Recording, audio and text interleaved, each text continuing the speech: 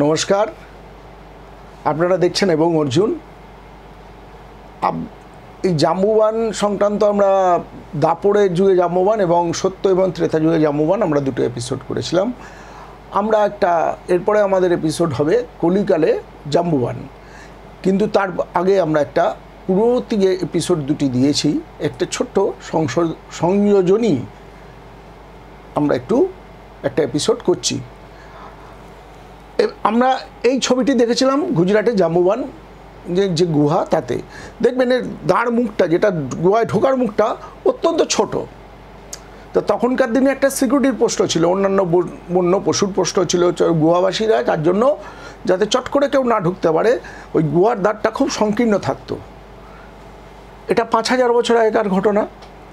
এইরকমই ঠিক আরও 2000 বছর আগে রামায়ণের সময় যদি আমরা যাই, আমরা দেখব মা সীতা যখন রামচন্দ্রজি এবং লক্ষ্মণকে নিয়ে বনবাসে গেছিলেন, সেই সময় ওনারা কিন্তু আমরা জানি বিখ্যাত ঘটনা পঞ্চবটিতে আশ্রয় নিয়েছিলেন, যেখান থেকে রাবণ মাকে নিয়ে যান। তা মা যে পঞ্চবটিতে আশ্রয় নিয়েছিলেন সেইটি অবস্থানটা হচ্ছে নাসিকের এই জায়গাটা, এর ভিতরে আপনার সেই মায়ের গুহা, সীতা মায়ের গুহা আছে। ওই গুহারও কিন্তু যে নামার জায়গাটা এরকম খুবই ক্ষুদ্র ন্যারো স্পেস।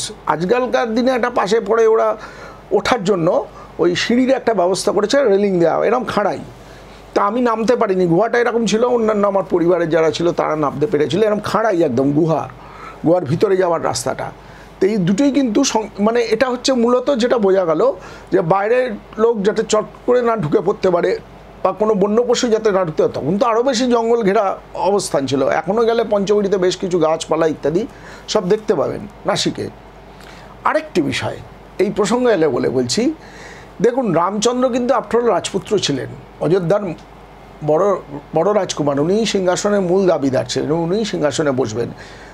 সীতামা রাজরানী ছিলেন এবং লক্ষ্মণ তাদের ভ্রাতা ছিল। এই যে একটা ওনাদের যে টিম ওখানে থাকতো, ওখানে কিন্তু একটা সিকিউরিটির ব্যাপার ছিল। সিকিউরিটি নিশ্চয়ই কিছু ছিল আশপাশে, নাহলে জটায়ু কীভাবে রাবণকে আক্রমণ করেছিল।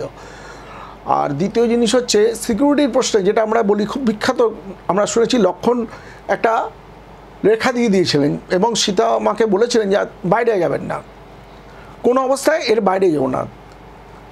তাতে কি হয়েছিল, মা সীতা বাইরে যেতেন না, যেদিনকে গেছেন ওদিনকেই কিন্তু সমস্যায় পড়েছিলেন, রাবণ নিয়ে গেছে। এবার আমরা একটু লক্ষণ রেখাটা দেখি। এই হচ্ছে লক্ষণ রেখা। আমি গিয়েছিলাম বিভিন্ন জায়গায়, লক্ষণ রেখার উপস্থিতি আছে। অ্যাকচুয়ালি লক্ষণ রেখা মানে তীর দিয়ে টেনেছে ওরকম কোনো দাগ না, গণ্ডি নয়, ওটা অ্যাকচুয়ালি খাল, বেশ চওড়া খাল। মানে পরীক্ষা আগেকার দিনে রাজারা করতেন না, দুর্গকে সুরক্ষিত রাখার জন্য বা নানা রকম জনপদকে সুরক্ষিত রাখার জন্য চারধারে খাল কেটে দিতেন। তো এরকমই খাল কিন্তু খনন করা ছিল, যেটা বোঝা গেল, কারণ এখনও আছে এর প্রেজেন্সি, উপস্থিতি এখনও আছে সেই খালটির, যেটা ছিল।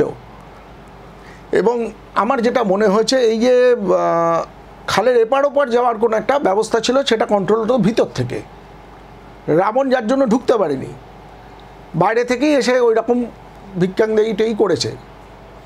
তখন মা কী করেছে, ওই যোগাযোগ ব্যবস্থাটাকে স্থাপিত করে ওপারে গেছিলেন এবং তখনই কিন্তু এটা হয়েছে, নাহলে কিন্তু উনি একটা সুরক্ষিত বলয়ের মধ্যে ছিলেন।